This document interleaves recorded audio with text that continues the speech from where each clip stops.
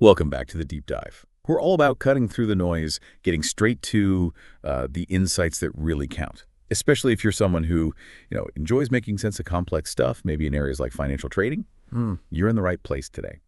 Today, we're taking a deep dive into a really interesting TradingView indicator and a trading strategy that goes with it. We're basing this entirely on the source material we've got. Our mission really is to see how these complex market dynamics can sometimes be broken down into steps you can actually use, giving you a clearer picture. Okay, let's unpack this. We're starting with an indicator called SMI-MFI. So SMI-MFI. That stands for Stochastic Momentum Index of Money Flow Index. It's a TradingView tool from Andre007. And the material suggests it could, potentially change how you look at the market. Yeah, what's really interesting, I think, is how it fuses two different ideas. You've got the Stochastic Momentum Index, SMI, which is, about momentum, and then it brings in the Money Flow Index, or MFI, which looks at buying and selling pressure. Okay, so combining momentum and pressure. Exactly. And together they give you a much more dynamic picture, not just direction, but the actual strength behind that direction. Yeah. But here's the really clever bit highlighted in the analysis we saw. It's about the input. Normally, an SMI uses price data, right? Right. This one uses the money flow index as its input for the stochastic calculation. Ah, okay. So instead of just tracking price speed, it's tracking the momentum of the money flow itself. Precisely. Think of it like knowing not just how fast the car is going, but how much fuel is actually powering it. It gives you a sense of conviction.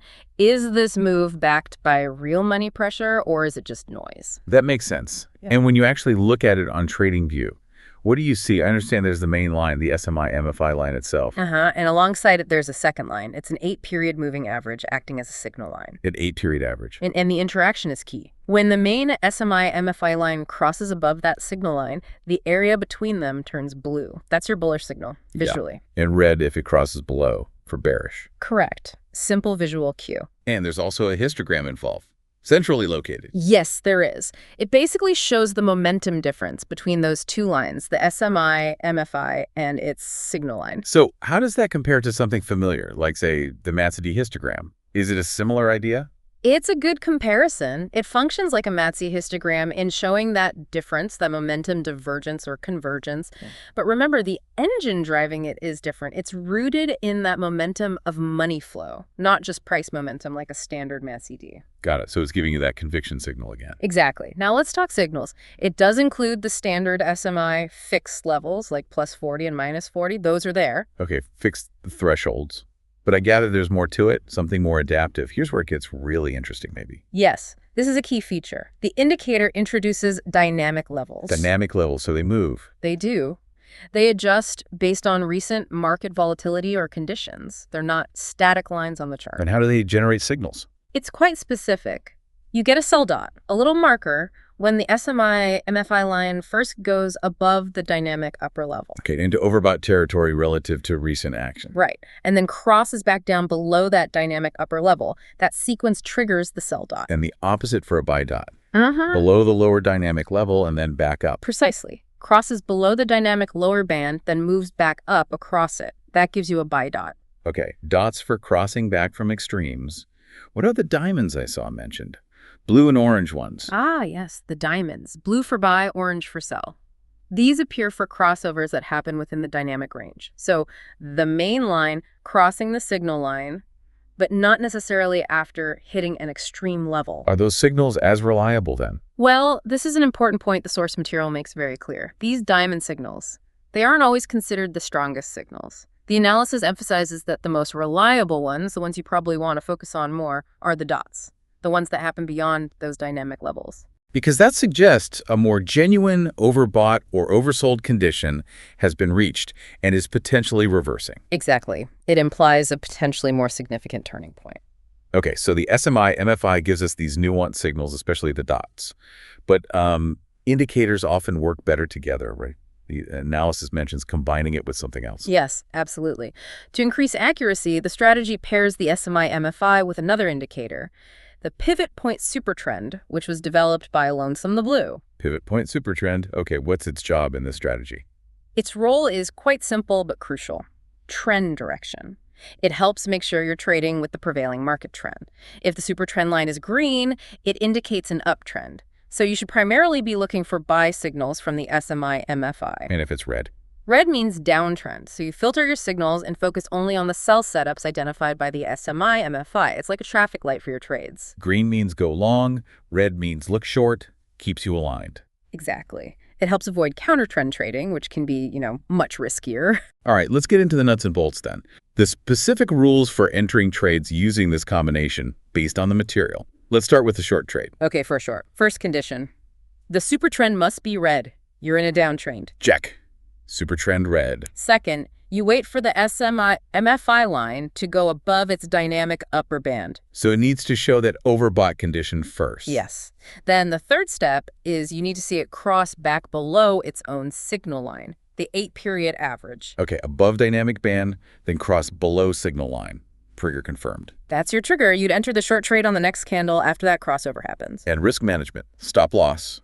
Target. Stop loss placement is suggested either above the red super trend line itself or above a recent significant swing high, whichever makes sense on the chart. Okay, defined risk. And the target. The suggested target is 1.5 times your initial risk, so a 1 to 1.5 risk-reward ratio. Makes sense. Standard practice. Now, for a long trade, similar logic, just flipped. Exactly flipped. First, super trend must be green, uptrend confirmed. Got it. Green light. Then you wait for the SMI MFI to dip below the dynamic lower band, showing an oversold condition relative to recent action. Okay, below the lower dynamic band. And then the trigger. It needs to cross back above its signal line. Below the band, then cross above the signal line, enter long on the next candle. Correct. Enter on the next candle. Stop loss goes below the green super trend line or below a recent swing low. And target, same deal, 1.5 times risk. Yes. Target set at 1.5R. It's a very clear, systematic approach outlined in the source. It definitely sounds systematic. So we've got this strategy, clear rules, combining momentum, money flow, trend. But let's talk reality. Markets aren't perfect. Not every signal works out right. Trend following systems especially can have losing streaks. What does the analysis say about handling that? That's a crucial point. The material is very upfront about this. No system is foolproof. False signals will happen. When are they most likely? Typically, you'll see more false signals when a strong trend is coming to an end or when the market just isn't trending at all, when it's chopping sideways in a range. Right. The system is designed for trends, so range-bound markets are its weakness. Exactly. The analysis does suggest ways to potentially identify these non-trending periods. You could use, just careful price action analysis looking for consolidation patterns.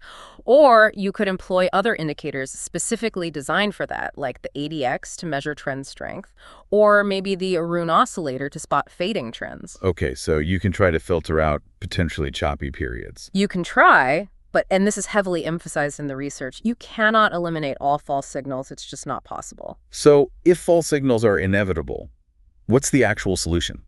How do you survive them? This brings us right back to what the source material calls absolutely crucial risk management. Risk management, not just a suggestion, but fundamental. Fundamental. The analysis is unequivocal. Without solid risk management, even a strategy with a statistical edge like this one can ultimately fail. And it gives a specific guideline, doesn't it? Something actionable. It does. It explicitly mentions the 1% rule. The 1% rule, meaning? Meaning you should risk no more than 1% of your total trading account capital on any single trade. 1%.